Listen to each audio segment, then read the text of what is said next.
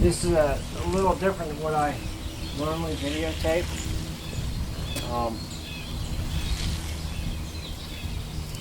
Usually videotape mushrooms.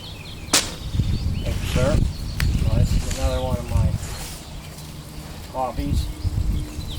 My wife says I got more hobbies than anybody.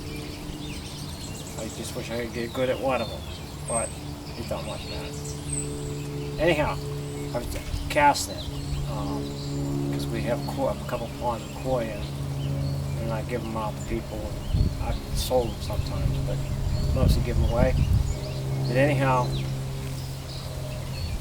I bought this casting a few years back and always struggled with it, always struggled. Once in a while I'd get a good throw out of it. And usually catch one or two things, get it to open up part of the way. But the secret to it, I found, is videotaping yourself. Watch the guys on the YouTube, how they do it, and then videotape yourself and see what you're doing wrong.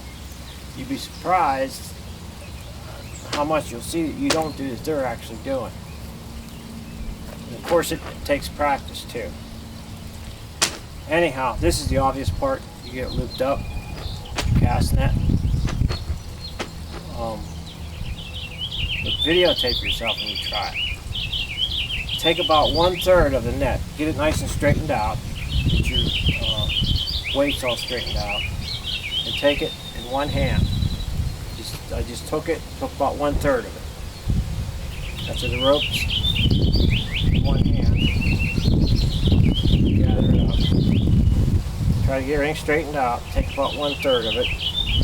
This is a 5-foot net. I think I have no problem. At 4-foot is all best I could do before. This was the original first one. I never used it because I can never throw it. This is a 5-foot one. And after you take it in one hand, you gather, make sure it's like the bottom's all straightened out. Then gather about half of it. Everybody's probably going to be different at what they're doing wrong. And the longer your net is, the more times you gather it up. You could take, if you had a longer net, you would just take this again and just let it over your hand. Put this out, if I can do it.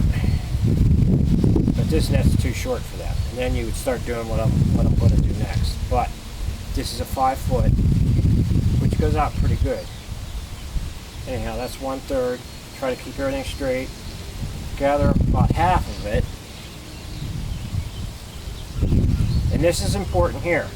Take that and just put it back in your hand and make sure it's in there and that it's going to be able to open up.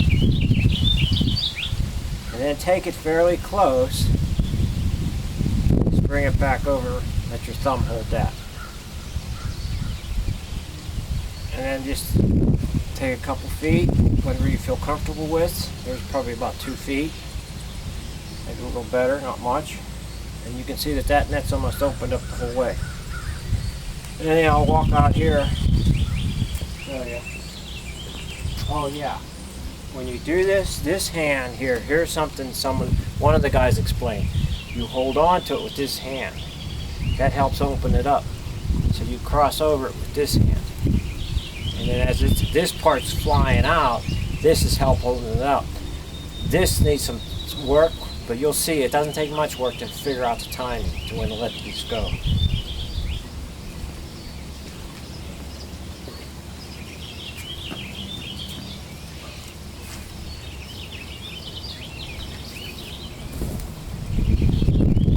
And there it opened up decent.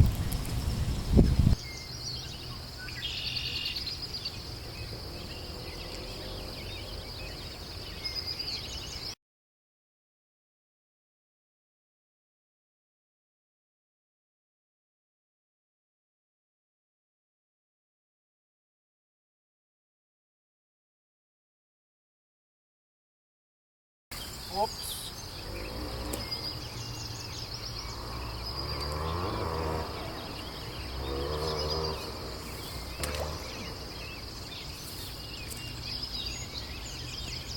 We just had a big rain here. This is usually up on the water.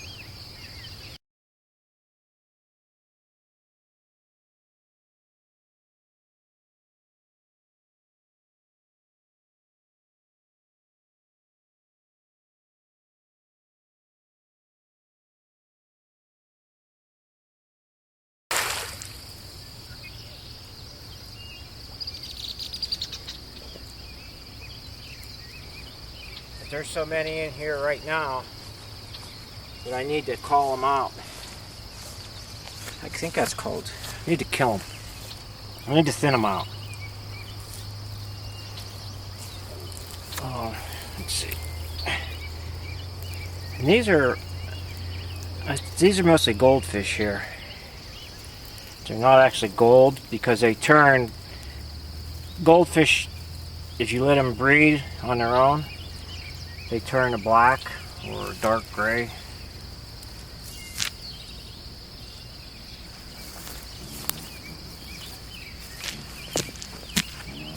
So you have to kill the ones you don't want. They say throw them on ice is the most humane way. Which actually they start to hibernate or when the temperature falls. So they're sort of put to sleep.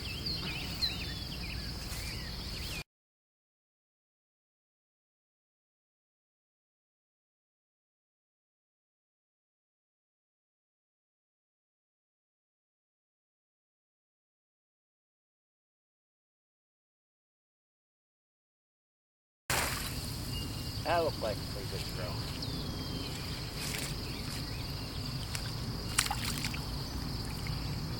I'm up a little higher than the water.